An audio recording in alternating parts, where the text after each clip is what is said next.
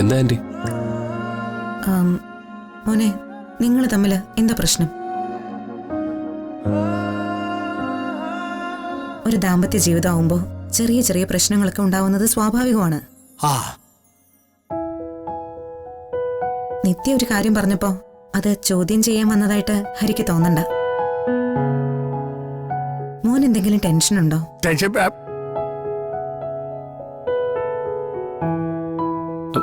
ഇല്ല ആന്റി. ഉണ്ട്. അല്ലാതെ നീ ഇങ്ങനൊന്നും പെരുമാറൂല. ആഹാ, ഇത്രയും നേരം ഞാൻ ഇവിടുത്തെ ശ്രദ്ധിച്ചുകൊണ്ടിരിക്കുകയായിരുന്നു. എടാ സത്യത്തിൽ എന്ത് പറ്റി നിനക്ക്? ഹരി, എന്റെ ഭാഗത്തുനിന്നൊരു തെറ്റുപറ്റി. ഞാൻ ഹരിയോട് അങ്ങനെ സംസാരിക്കാൻ പാടില്ലായിരുന്നു. ഞാൻ ക്ഷമ പറയാൻ തയ്യാറാണല്ലോ. അയ്യോ പാവം അല്ലേ മോനെ, നിത്യയുടെ കാര്യങ്ങളൊക്കെ അറിയാലോ. ഇനി അവൾക്കൊരു പൊള്ളലേൽക്കുന്ന കാര്യം എനിക്ക് ചിന്തിക്കാൻ പറ്റില്ല. ആന്റി, നിത്യ അങ്ങനെ ചോദിച്ചുകൊണ്ട് എനിക്കങ്ങനെ കുഴപ്പമൊന്നുമില്ല. ആരോടും ഒരിക്കലും ഞാൻ പിണങ്ങിയില്ല.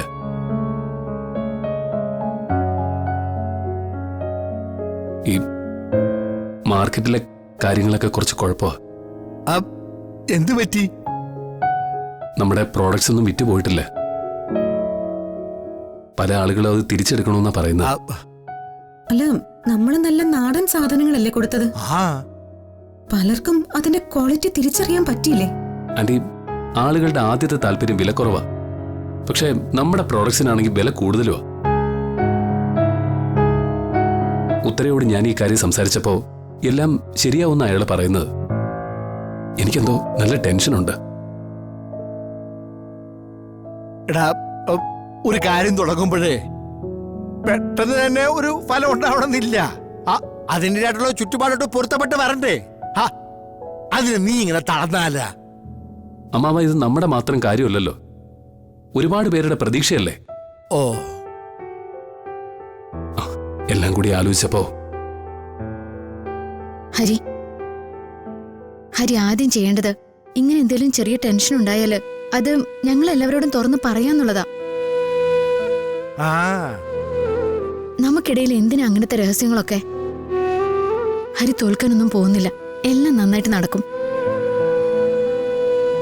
നമ്മൾ ആരെയും ദ്രോഹിച്ചിട്ടില്ലല്ലോ മോനെ.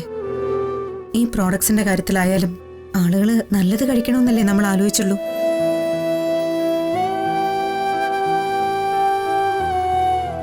മോനെ, ഇപ്പൊ ഒരു മോശം റിസൾട്ട് വന്നു.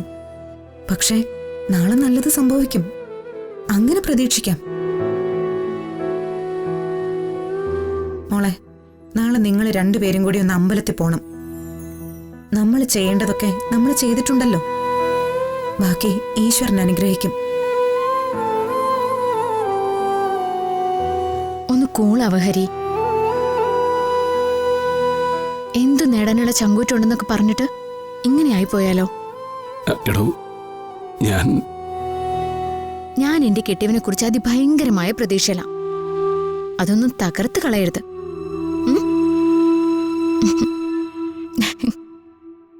ഇപ്പൊ ഓക്കെ ആയി.